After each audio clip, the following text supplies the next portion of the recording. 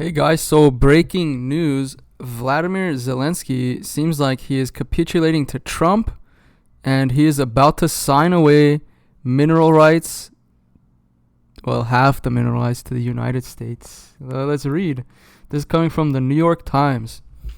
US and Ukraine appear to move closer to deal for minerals amid leaders' public feud. President Trump on Friday continued to bash the Ukrainian president and pressure him for mineral rights.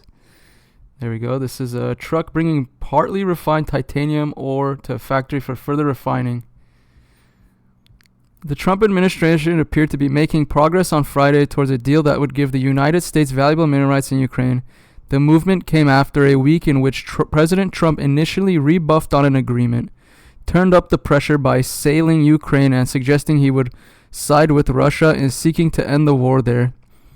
Mr. Trump boasted at the White House that he was nearing a deal that could bring up to $500 billion to the United States. So we're signing on. Oh, here we go. So we're signing an agreement. Hopefully in the next. No, I can't talk like that. Shared a short period of time, he said. President Zelensky of Ukraine likewise said his country was working on a draft agreement between the two governments, seemingly tamping down the tensions that had flared with Mr. Trump over a deal. I wonder if he still has to hold elections, though, because Trump said he wants him to hold elections. This agreement can add value to our relations. What matters most is getting the details right to ensure it truly works, Mr. Zelensky said in a social media post on Friday. The signs of easing tensions only underscored how Mr. Trump has struck an overtly transactional and mercantilist stance towards resolving a conflict started by Russia that carries profound security implications for Europe and the future of the transatlantic alliance. Mr. Trump and his allies had waged an all-out pressure campaign against the Ukrainian president, suggesting the United States might abandon the war-torn country and side with Russia, which launched an invasion into its western neighbor 3 years ago. Damn, it's already been 3 years? Man, why didn't Biden end this way back then? They could have negotiated so much earlier. During a radio interview Friday, Brian Kilmeade, Mr. Trump said he was tired of hearing that Russia was to blame for the war, as he painted Mr. Zelensky and his predecessor, Joseph R. Biden, as the true problems.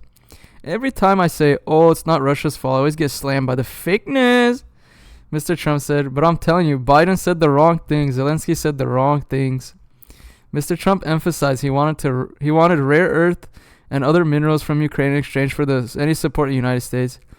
Who knows what rare earth is worth, but at least it's something, Mr. Trump said. In the Oval Office, Mr. Trump continued to rail against Ukraine and Mr. Biden for not extracting more demands out of the country. Biden just gave them money. There was no loan. There was no security. There was no anything, Mr. Trump said. So we're going to either sign a deal or there's going to be a lot of problems with them.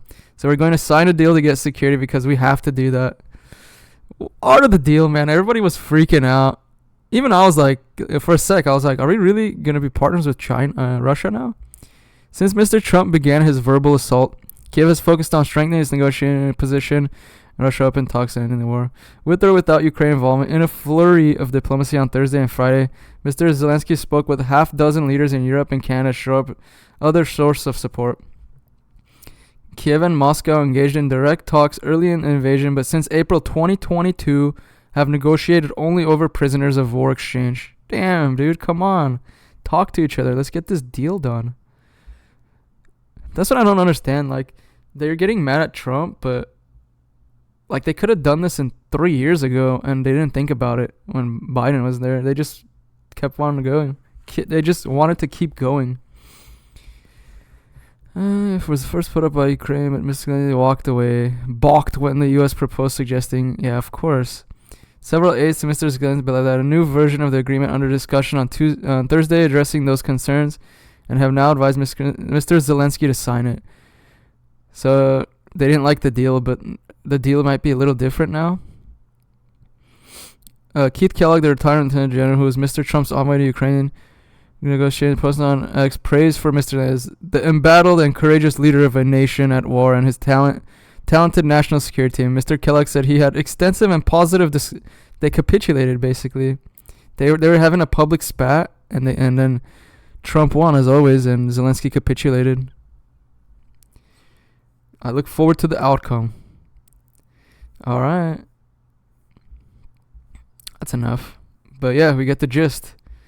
they capitulated, and we're about to get rich, according to Trump. So let's see how that goes.